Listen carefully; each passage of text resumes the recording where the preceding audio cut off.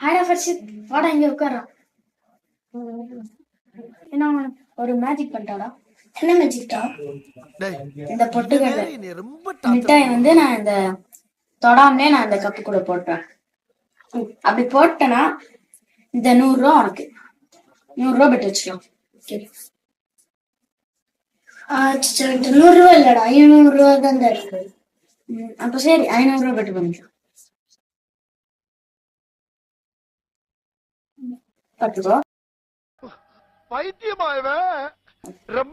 நல்லா பாத்துக்கோ. இந்த இது இல்ல, என் கையில தான் இருக்கு. போகுது போகுது போகுது, என்ன போக மாட்டேங்குது. போகுது போகுது போகுது போகுது. பார்க்கலாமா? பார்க்கலாம். சூப்பர் மேஜிக்டா.